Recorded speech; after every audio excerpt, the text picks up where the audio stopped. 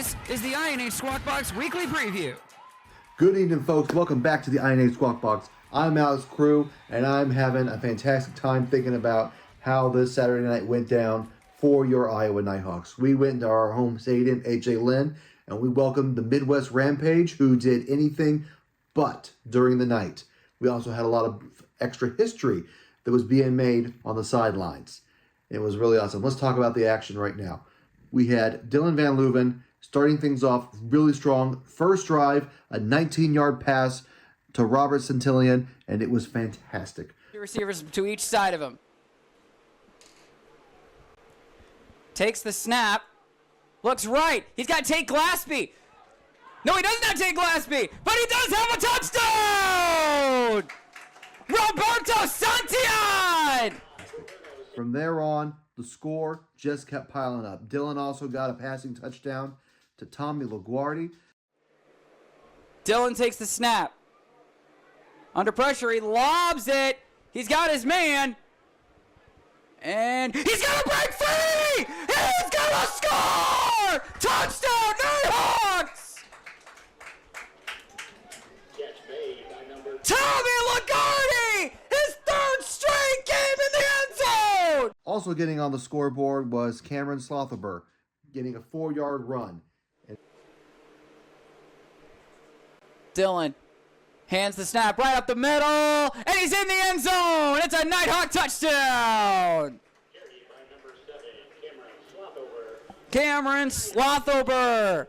Iowa's fourth score ended up being a 45-yard pass from Dylan Van Leuven to Kevon Bickham. Kevon Bickham had a little bit of a Houdini act as he tiptoed up the sideline. Away from the end zone to start since the start of the game, or actually all game. Van Leuven takes a snap. Oh, he lost his mouthpiece, but he's got him right up the sideline. And he's gonna go all the way to the end zone. Kevon Bickham to the house. And then not too long after Kevon Bickham's 45-yard touchdown reception, Cameron Slotherber had another touchdown run, this time for 11 yards. Roberto Santillan out on the right. Dylan takes a snap. He's going to hand it off to Slotherber, and he walks it in. Touchdown, Iowa. Cameron Slotherber. Scoring in the second half started off a little bit slow as it turned into a running clock. Your Nighthawks were only able to get into the end zone twice. First one was a Kevon Bickham 18-yard run. 10 from the 20-yard line. Murphy's going to take a snap. He's going to hand it off to Bickham. Bickham up the middle. Touchdown, Iowa. Tommy would get another touchdown later in the game, a 25-yard from Jameer Murray. He's going to take the snap. Fakes the handoff to Lando. Throws over to the middle of the end zone. And it's caught. Touchdown, Tommy LaGuardia. And it all ended up culminating in a 46-0 score for your Iowa Nite Hawks. In this game, there was little mercy showed as the Nite Hawks went out to make the statement that they are here in the Southern Plains Football League to be a contender, and nothing but a contender, and will always be prepared to be a contender. Now, to talk about that little extra bit of history that was made on the sidelines, I want to give a big shout out to Leslie, Christina, Chelsea, and Phoenix. 4 great women, 3 generations, 1 family. And what do these ladies all have in common? They were part of our chain crew this weekend. We had our first ever all-female chain crew. And they did a great job. And a special shout out goes out to Bill Madoff for putting that all together and getting it organized. He has done a great job of getting the chain crews together for the Nite Hawks since the 70s, and he's still doing it. Full hats off to Bill. And a big shout out to everybody on the Nite Hawk staff that made this weekend a huge success. There was good food being cooked up for concession stands. The fans were loud. They were excited. Every single hit was getting the oohs and the ahs that you want to see. And these guys have been working so hard since this winter to get to this point. And now they are full steam ahead and they are moving forward on what looks to be a great setup. So, 2 home games, those were nice. Now begins a long stint of buys and road games. So it's going to be a bit of a challenge. We're going to get a little bit of homesick here in a while, but we're going to use that as fuel to keep this thing going, especially next week, week 4. We're back on the road. We're going to Blairsburg to be facing a very critical rival, the Central Iowa Chiefs. This is a very special setup here because we have several players who have a history with the Central Iowa Chiefs. And we even had a few that brought their helmets, and they were using those during the tryouts before they got their full uniforms and setups ready. So we have that connection, and we have they're probably one of our closest rivals, and we're going to play them twice this year. We don't have a lot of teams we're going to play twice, but these are one of them. It's a really exciting setup, and we're going to see how things go. I mean, obviously, the Nighthawks were 2-1. We're third in the division right now. Now, the Chiefs, they do have a good victory. They're 1-2. Unfortunately, all of their points so far this season have come at that week 1 victory. They've gone 2 weeks now without scoring any points, and I'm going to just strongly assume, I think most of you are too, that there is hunger there. There is a desire to get out there on their home field and make a statement. And we're going to see how it all comes together. In the meantime, let's get ready for next week together. I cannot wait to be watching that game. I can't wait for you guys to be watching too. This week I had a chance to interview Jesse Quayle of the Iowa Nite Hawks, as he was a former member of the Central Iowa Chiefs. We got into how his time with Central Iowa was, and we got into how he's going to feel coming into game day this coming Saturday. Joining us now on the INH Squawkbox weekly preview for the Central Iowa Chiefs, how about none other than former Central Iowa Chief, Jesse Quayle. Jesse, thanks for taking the time to join me today, my man. Thank you. Thank you very much for this. It's much appreciated. Yeah, anytime. So let's go ahead and get into your past experience with the Central Iowa Chiefs. I don't know how many years you've played with them. This is literally just my first team, so I'm just getting to know the people. So just tell us about your history with the Chiefs. So prior to the Chiefs, there was a team called the North Iowa Bucks, and I met a lot of people on that team.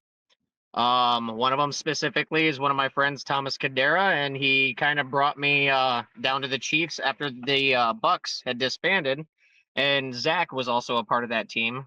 Zach Lucero, he is the co-owner of the Chiefs and league member. I ended up playing with the Chiefs for 3 years after the Bucks had shut down, and it's I'm not going to deny it. While I was there, I liked it a lot. It's a very down home and family oriented team. When it comes to family matters, it's very important to them, and that's something in this league that I can get behind, because a lot of us are just, we're trying to move forward, or we're trying to be able to maybe even get to the next level, and being able to have your family there with you, that means a lot. It's all around, I had a great time playing with them, being able to meet new people, being able to learn new things through them. And it was just overall, I liked the experience in the beginning of when I was playing with them, because it was almost like down home football, being able to be a kid again, almost, just the excitement of it. There you go. And so let's give a little bit of insight on how this game's going to go, especially with former Chief, current Nighthawk Jesse on our team. So this week, it's going to be a little bit different for play style. We'll get into, I'll ask you about that here in a second. But we're going to be playing on a 9-man football field. Jesse, you know the experience. What's the difference like between our typical 120-yard back of the end zone to the back of the end zone to 100-yard back of the end zone to back of the end zone? Go through the mindset of that. It is, if you prepare for it, it's almost like nothing is different. But being able to, like, for instance, a lot of teams in this league like to run like a spread offense because there's less people on the teams. Or I should say, rather than on the teams, on the field. And so you have a bigger opportunity to be able to make more space, especially like in zone coverages, being able to find the holes and stuff like that. On these smaller fields, it is a lot harder to be able to get those pinpointed holes, like specifically in a zone coverage, to be able to get the ball in. It cuts out 20 yards each way. And, well, Yeah, it'd be 20 yards. And just being able to have that much ground shortened um definitely increases the pace of the game. It uh it definitely messes with the mind of like the receivers trying to be able to make sure they keep their feet in bounds, because a lot of this is about like timing and being able to know where you are specifically on the field, and being able to shorten that up that much. It does take a big difference out of being able to like in the back of your mind be able to spot the sideline. It tunnels everything into the middle more, and it just leads to a higher contact game, which I'm pretty sure that between the Chiefs and the Nighthawks and everybody else in this league, that's exactly what we're aiming for with this game coming up. There's a lot of high intensity and a lot of football, down home football. All right, Jesse, let's go ahead and talk about this upcoming weekend with your emotions that you're going to have. You played a couple years ago with the Chiefs, took a year off. Now you're back with the Nighthawks. Talk about the emotion that you're going to have going into this game. I did the same thing with Eli.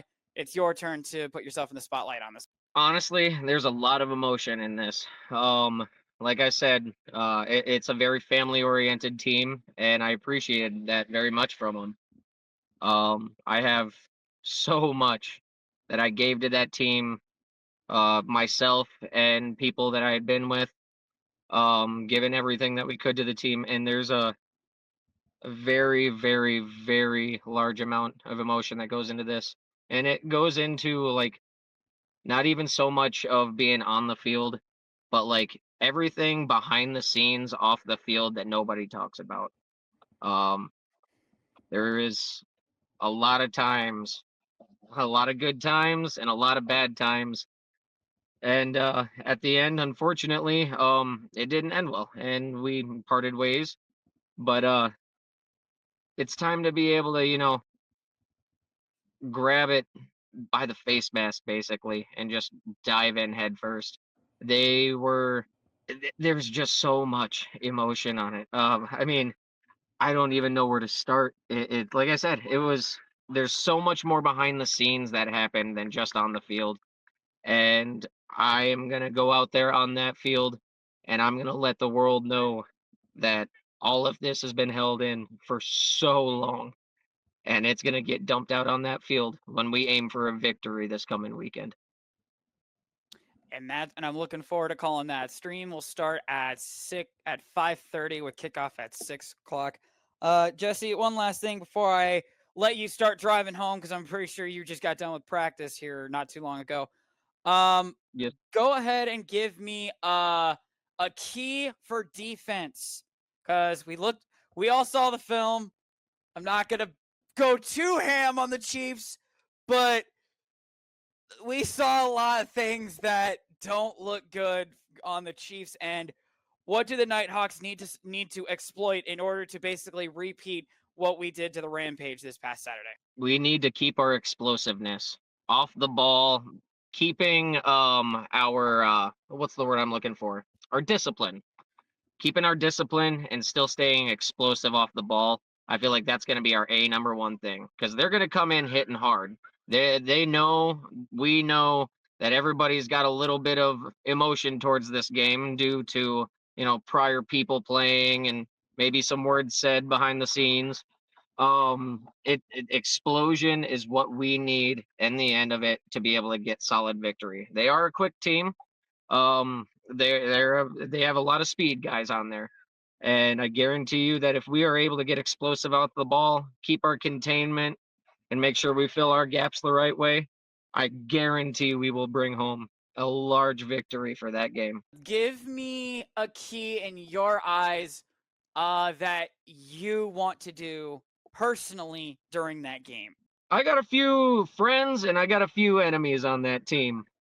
And I want to hit my enemies hard, but my friends know who I am, and I want to hit my friends a little bit harder. I Hey, think that's about all I got to say on that. hey, wait, and at the end of the day, doesn't matter what jersey you are, as long as you're friends at the end, it makes the game so much better, don't you think? Yes, sir, it does. Being able to go out on the field with all your old friends, new friends, anybody around you, excuse me, and be able to just play a down home game of football and try to be able to just go. Everybody is an enemy on the opposite team when it comes to that football field. It don't matter if they're your brother, it don't matter if it's your sister. If you go out there and you're playing football, they're not your friend. They are not your buddy. They're nothing like that. That is the enemy, and we are going after you. Spoken like a true footballer. Jesse, thank you for taking the time to join me. And drive safe on your way home today, my man. Thank you. Hey, you have a great rest of your night, sir. Yep, you too. That's Jesse Quayle from the Iowa Nite Hawks on the Week 4 INH Squawkbox Weekly Preview, folks. It's going to be at 6 o'clock kickoff again. Stream's going to start at 5:45. So be ready at 5:45 this Saturday to check us out on a road game. Let me see the spotlight one more time from you, Alex. It's time for the Jersey Freeze Call of the Week. Blitz up the middle, sheds one, runs over a second one. Carter Heasley out there on defense, and he's eating up. In the meantime, watch this video. Give it a like. Give it a subscribe. Follow this team. Check us out. We are a legit contender. We are a fun contender. And watching us is going to do nothing but enrich your life. Until then, I'm Alex Crew. Trevor Ricci will see you later. In the meantime, good night.